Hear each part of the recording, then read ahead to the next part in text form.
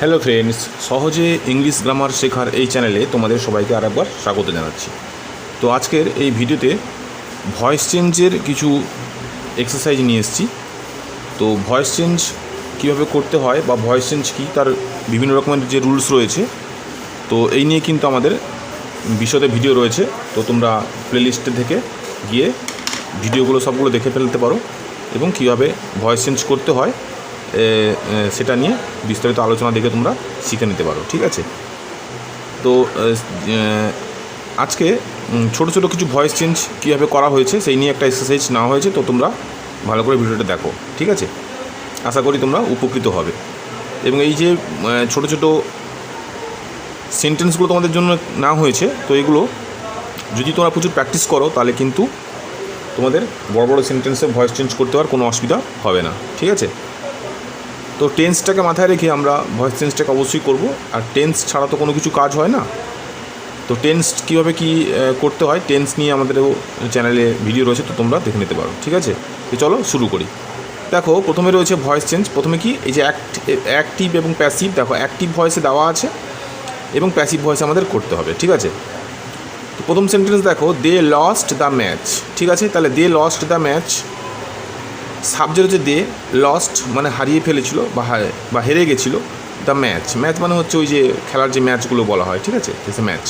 তাহলে they lost the match. দেখো সেন্টেন্সটা দেখে বুঝতে পারছি এটা কিন্তু পাস্ট টেন্সে রয়েছে। ঠিক আছে? কীভাবে বুঝতে পারলাম? এইটা যে ভার্ব রয়েছে, কোনো সেন্টেন্সের মধ্যে ভার্বটা যে টেন্সে থাকবে সেই সেন্টেন্সটা কিন্তু সেই টেন্সে হবে। ঠিক আছে? তো এখানকার ভার্বটা যেহেতু লস থেকে লস্ট হয়, লসটা হচ্ছে ভার্বের পাস্ট ফর্ম, তাহলে পুরোটাই কিন্তু পাস্ট টেন্সে রয়েছে। ঠিক আছে? তো দেখো, তাহলে সাবজেক্ট হচ্ছে অ্যাক্টিভ ভয়েসের দে, আর লসটা হচ্ছে ভার্ব, আর দ্য ম্যাচ হচ্ছে অবজেক্ট। ঠিক আছে? তাহলে অ্যাক্টিভ ভয়েসের যে অবজেক্ট সেটা কিন্তু প্যাসিভ ভয়েসের সাবজেক্ট আকারে বসে যাবে, তাই বসে গেছে। দেখো দ্য ম্যাচ এখানে ছিল সাবজেক্ট, অবজেক্ট, এখানে কিন্তু হয়ে গেছে সাবজেক্ট আকারে বসে গেছে, দ্য ম্যাচ হয়ে গেছে। যেহেতু এটা পাস্ট টেন্সে রয়েছে তা একটা বি ভার্ব বসবে। ঠিক আছে? তাহলে দ্য ম্যাচটা সিঙ্গুলার ফর্মে রয়েছে, তাহলে সিঙ্গুলার বি ভার্ব বসবে ওয়াচ, তাই ওয়াচ বসছে। আর এটা যেহেতু V3 ফর্মে রয়েছে, ভার্বের থার্ড ফর্ম, তাই থার্ড ফর্মটা বসে গেছে। লস্ট একটা নিয়ম অনুযায়ী বাই বসে যাবে, এবং সাবজেক্ট যদি দিয়ে থাকে তাহলে অবজেক্ট হবে দেম। ঠিক আছে? তাহলে বুঝতে পারলে the match was lost by them. ঠিক আছে? নেক্সট দেখো, দে কাট দ্য কেক, এটা অ্যাক্টিভ ভয়েসে রয়েছে। একইভাবে সাবজেক্ট হচ্ছে দে, কাট হচ্ছে ভার্ব, এবং দ্য কেক হচ্ছে অবজেক্ট। তাহলে এখানে অবজেক্ট প্যাসিভ ভয়েসে সাবজেক্ট হবে, তাই বসে গেছে। তাহলে এটাও কিন্তু কার্ডটা বুঝতে পারছি আমরা, এটা কিন্তু পাস্ট টেন্সে রয়েছে, তাই পাস্ট টেন্সে বিভার বসবে। তাহলে দ্য কেক ওয়াচ, কার্ড যা ছিল তাই থাকবে, কারণ কার্ডটা হচ্ছে V3 ফর্ম যা বসবে, অর্থাৎ এখানে কিন্তু V3 ফর্ম, অর্থাৎ ভার্বের থার্ড ফর্ম বসবে। অর্থাৎ প্রথমে বসবে সাবজেক্ট, তারপরে বিভার বসবে এই টেন্স অনুযায়ী, তারপরে বসবে এই এই এই অ্যাক্টিভ ভয়েসের যে প্রিন্সিপাল ভার্ব থাকবে তার কিন্তু ভার্বের থার্ড ফর্ম বসবে, এখানে বাই বসবে, এবং এখানে সাবজেক্ট যা থাকবে সেই অনুযায়ী এখানে পরিবর্তিত হয়ে বসবে। ঠিক আছে? দেখো, the cake was cut by them. ঠিক আছে? হয়ে গেল। নেক্সট দেখো, হি ইটস বিরিয়ানি। ঠিক আছে? তাহলে সে বিরিয়ানি খায়। তাহলে ইটস, হি হচ্ছে সাবজেক্ট, ইটসটা হচ্ছে ভার্ব, আর বিরিয়ানি হচ্ছে অবজেক্ট। ঠিক আছে? ইটস দেখো এখানে কিন্তু ইট মানে খাওয়া, এখানে এস আছে, মানে এস কথার অর্থ হচ্ছে এখানে যে এখানে এস লাগানো হয়েছে, কারণ হচ্ছে এইটা যে সাবজেক্ট রয়েছে, যেহেতু সেন্টেন্সটা প্রেজেন্ট টেন্সে রয়েছে, কী করে বুঝতে পারছি? এখানে ইটস দেখে। তাহলে প্রেজেন্ট টেন্সের যদি সাবজেক্ট থার্ড পারসন এবং সিঙ্গুলার নাম্বার হয় তাহলে কিন্তু ভার্বের শেষে একটা এস কিংবা ইএস যোগ হয়, তাই এখানে হিটা থার্ড পারসন এবং সিঙ্গুলার নাম্বার হওয়ার সুবাদে ভার্বের শেষে এস যোগ হয়ে গেছে। ঠিক আছে? তাই এখানে ইটস হয়ে গেছে। এখানে যদি দে থাকতো তাহলে কিন্তু শুধুমাত্র এখানে ইট থাকতো, হি কিংবা সি কিংবা কোনো একজনের নাম যদি এখানে না থাকতো, বাদ বাকি আই, উই, দে কিংবা একাধিক জনের নাম থাকতো, তাহলে কিন্তু এখানে শুধুমাত্র ইট হতো। যেহেতু সিঙ্গুলার বা একজনকে বোঝাচ্ছে তাই এখানে কিন্তু এস হয়ে গেছে। আশা করি বুঝতে পারলে। তাহলে হি ইটস বিরিয়ানি। ঠিক আছে? তাহলে যেহেতু এটা প্রেজেন্ট টেন্সে, তাহলে প্রেজেন্ট টেন্সের বি ভার্ব এখানে বসবে। তাহলে বিরিয়ানি হচ্ছে এখানকার অবজেক্ট অ্যাক্টিভ ভয়েসে, তাহলে প্যাসিভ ভয়েসে সাবজেক্ট বসে যাবে। তাহলে বিরিয়ানি চলে এসে সামনে, এরপরে একটা বি ভার্ব বসাতে হবে। বি ভার্বটা কোনটা, কোন বি ভার্ব বসবে না প্রেজেন্ট টেন্সে বি ভার্ব বসবে। তাহলে এখানে প্রেজেন্ট টেন্স রয়েছে, প্রেজেন্ট টেন্স বি ভার্ব হচ্ছে ইচটা কেন বসলো? কারণ এই যে সাবজেক্ট যা আছে সেই অনুযায়ী এখানে বি ভার্ব বসবে। সাবজেক্টটা বিরিয়ানি সিঙ্গুলারের ফর্ম, তাই এখানে ইচ বসছে। এখানকার প্রিন্সিপাল ভার্ব হচ্ছে ইট, তাহলে ইটের V3 ফর্ম, থার্ড ফর্ম হচ্ছে ইটেন, তাই ইটেন বসে গেছে। বাই এখানে বসে গেছে এবং হি থাকলে আমাদের হিম হয়, ঠিক আছে, প্যাসিভ ভয়েসে হিম হয়। তাহলে biryani is eaten by him, ঠিক আছে। নেক্সট দেখো, the boy is doing a sum, ঠিক আছে। তাহলে সাম মানে হচ্ছে অঙ্ক। সেন্টেন্সটা দেখেই আমরা বুঝতে পারছি যে এটা প্রেজেন্ট কন্টিনিউয়াস ফর্মে রয়েছে, ঠিক আছে। কী করে বুঝতে পারলাম? এখানে ইজ রয়েছে আর এখানে মূল ভার্বের সঙ্গে আইএনজি যোগ হয়ে গেছে। তাহলে প্রেজেন্ট কন্টিনিউয়াস ফর্মে যদি থাকে কোনো সেন্টেন্স, তাহলে কিন্তু ভয়েস চেঞ্জ করতে গেলে আমাদের কিন্তু একটা এই যে বিং, BEING, বিং, এই বিংটা কিন্তু লাগবে, ঠিক আছে। বাকি যা আছে একই রকমই উপরেরগুলোর মতন হবে, ঠিক আছে। তাহলে সাবজেক্ট হচ্ছে দ্য বয়, ইজ ডুইংটা হচ্ছে ভার্ব, আর এ সামটা হচ্ছে অবজেক্ট, ঠিক আছে। তাহলে এখানকার অ্যাক্টিভ ভয়েসের অবজেক্ট, প্যাসিভ ভয়েসের সাবজেক্ট বসিয়ে দাও। তাহলে এ সাম বসে গেল, বি ভার্ব বসছে ইজ, কেন? এটা যেহেতু প্রেজেন্ট টেন্সে রয়েছে তাই ইজ বসে গেছে।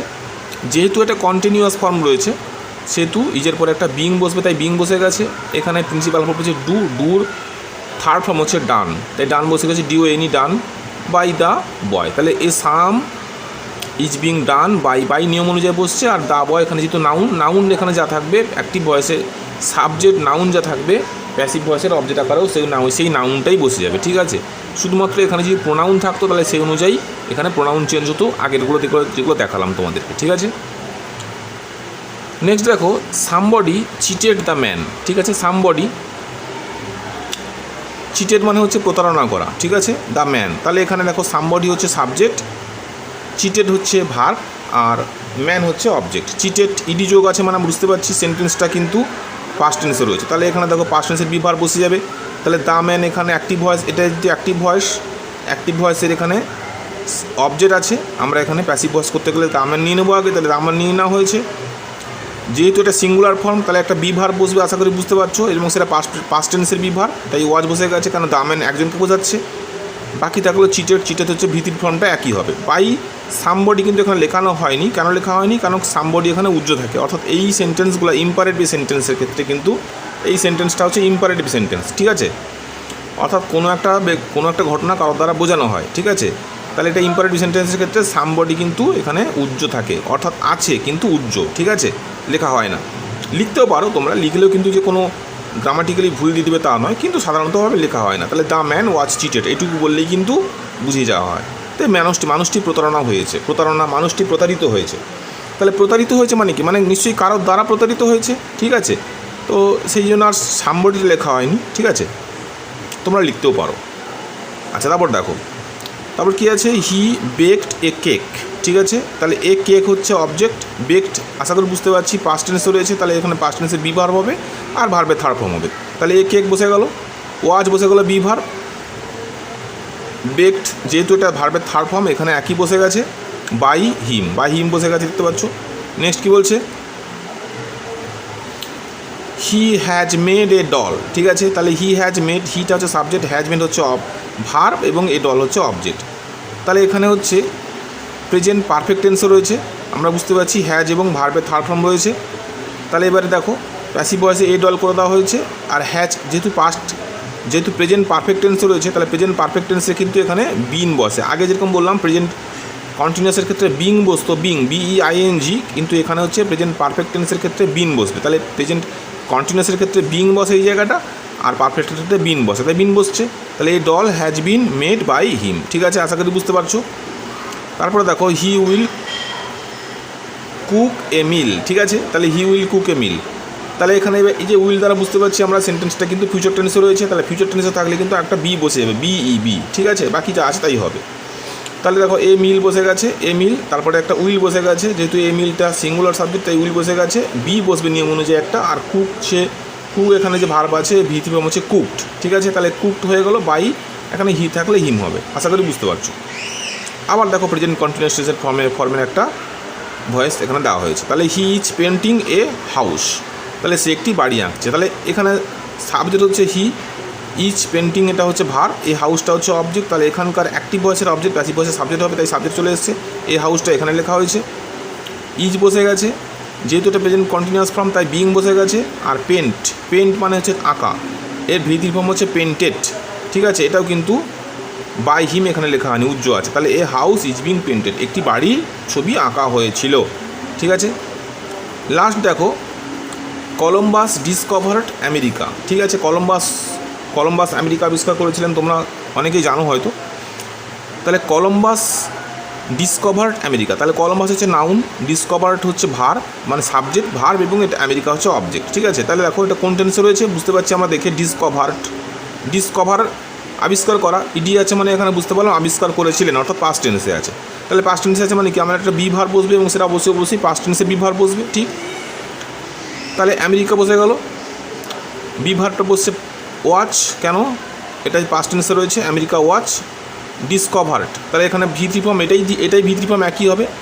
আর বাই বসে গেছে, নেক্সট এখানে কলম্বাস যা নাউন যেহেতু আছে তাই কিন্তু এখানে নাউন বসে গেছে কলম্বাস, তাহলে America was discovered by Columbus. ঠিক আছে, আশা করি তোমরা বুঝতে পারলে। ঠিক আছে, দেখো খুব সহজে ভয়েস তোমাদের করাচ্ছি যাতে তোমরা খুব সহজেই শিখতে পারো।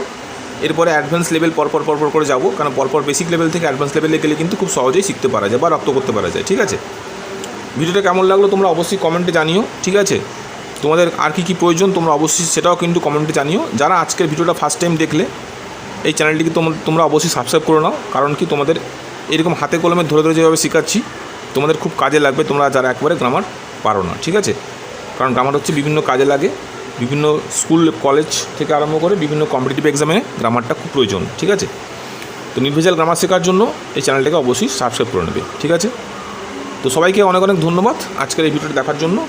নেক্সট আরেকটা ভিডিওতে তোমাদের সঙ্গে দেখা হচ্ছে। তোমরা সুস্থ থেকো, ভালো থেকো, খুব ভালো করে পড়াশোনা করো। Thank you.